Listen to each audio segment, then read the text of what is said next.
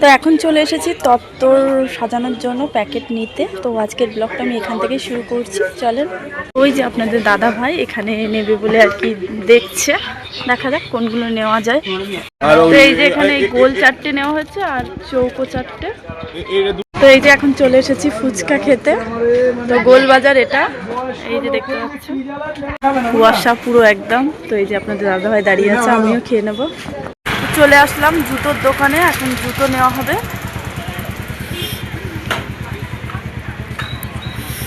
দেখা যাক এখানে জুতোগুলো কেমন, তারপরে আপনাদের দাদা ভাইয়ের জুতো নেওয়া হবে, আমারও নেওয়া হবে। তো এই যে এই জুতোগুলো পছন্দ হয়েছে। তো সমস্ত কিছু কেনাকাটা এখন কমপ্লিট হয়ে গেছে। তো এখন বাড়িতে চলে এসেছিলাম, আর এখানে যে ক্ষীর খাওয়ানোর যে পর্ব সেটাই চলবে। এখন যেহেতু রেজিস্ট্রি ম্যারেজ হচ্ছে, সামাজিকও হয়ে যাবে পরে, কিন্তু মানে বড়সড় করে বিয়ে শাদিটা হবে। তো যাই হোক, এখানে তো সবাই মিলে তো এখন ক্ষীর খাইয়ে নিতে হবে। তো সেই ক্ষীর খাওয়ানোর পর্বটাই চলছিল এক এক করে। তো এখানে প্রথমে ক্ষীর খাইয়ে নিচ্ছে হচ্ছে আমার জায়ের মেয়ে, তারপরে এখানে আমরা সবাই একে একে ক্ষীর খাওয়াবো। আর এখানে হচ্ছে সবাই মিলে ক্ষীর খাওয়াচ্ছিল, খুব আনন্দ হচ্ছিল। সাথে একটা দুঃখ যে ছেলেটার বিয়ে হয়ে যাবে। যতই হোক, বিয়ে ছেলে হোক আর মেয়ে হোক, মেয়ে তো পরের বাড়িতে চলে যাচ্ছে, কিন্তু ছেলেও কিন্তু বাড়িতে থেকেও পর হয়ে যায়।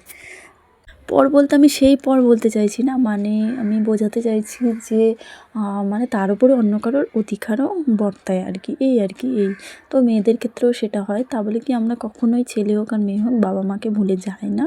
কিছু কিছু ক্ষেত্রে হয়তো হয়, ভুলে যায় অনেকে, কিন্তু এটা হয় না। মানে মনের মধ্যে কিন্তু বিশেষ করে বেশিরভাগ মেয়েদের কিন্তু মনের মধ্যে মা বাবার কথা সবসময়, মা বাবার চিন্তা মনের মধ্যে। তারা হয়তো চোখের সামনে দেখতে পারে না, কিছু করতে পারে না, কিন্তু মেয়েদের মনের মধ্যে সবসময় কিন্তু বাবা মার জন্য একটা চিন্তা কিন্তু থেকেই যায়।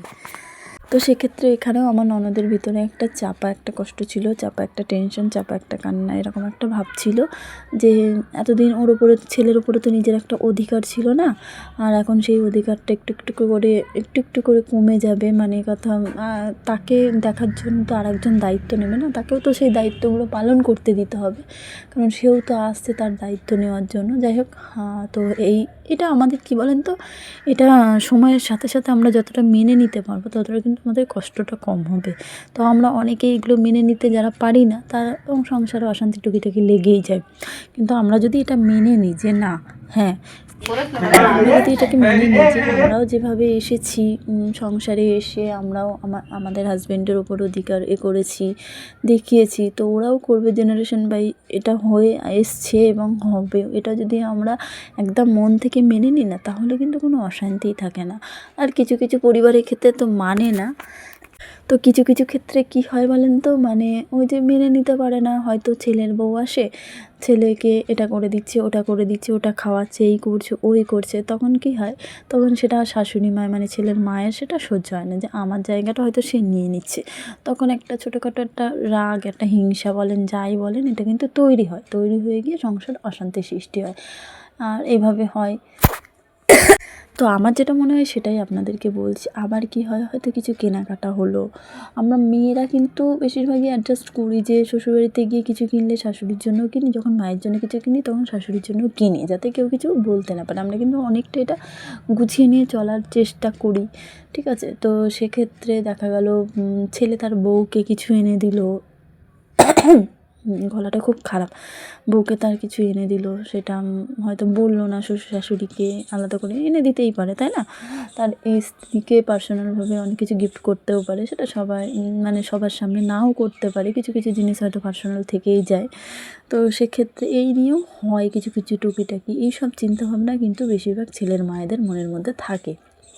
তখন কি হয়, এসব চিন্তাভাবনাগুলো আসে, তখন একটা চাপা কষ্ট, একটা টেনশন কিন্তু থেকেই যায়। যাই হোক, অনেক কথা বলে ফেললাম, আর এখন চলে এসেছি তত্ত্ব সাজাতে। চলেন তত্ত্বগুলো সাজিয়ে নিই। এটা কিন্তু বারবার বলছি, রেজিস্ট্রি ম্যারেজের তত্ত্ব। আর এই যে সাদা রঙের শাড়িটা আমি দিয়েছিলাম, এখানে এই যে নামাজের পাটির ওপরে বেশ একটু লাল গোলাপ লাগিয়ে দিয়েছিলাম, কেমন লাগছে অবশ্যই জানাবেন।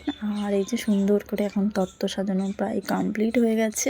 তো এই যে পুরোটাই কিন্তু আমি সাজিয়েছি। তো আমার এই তত্ত্ব সাজানোগুলো আপনাদের কেমন লাগলো অবশ্যই জানাবেন। আর আপনারা সবাই দোয়া করবেন যেন আমার ননদের ছেলে মানে ভাগনা, ও যেন ওর এই বিবাহিত লাইফে যেন সফল হয় আর সবাইকে যেন মানিয়ে নিয়ে চলতে পারে, আর যে আসবে সেও যেন অনেক সুখে থাকে, ভালো থাকে, এবং ওর মা বাবাও যেন অনেক ভালো থাকে, সুখে থাকে, এই দোয়া আপনারা করবেন। তো আমার এই যে সন্ধ্যে থেকে যে ব্লগটা শুরু করেছিলাম আপনারা তো দেখলেন।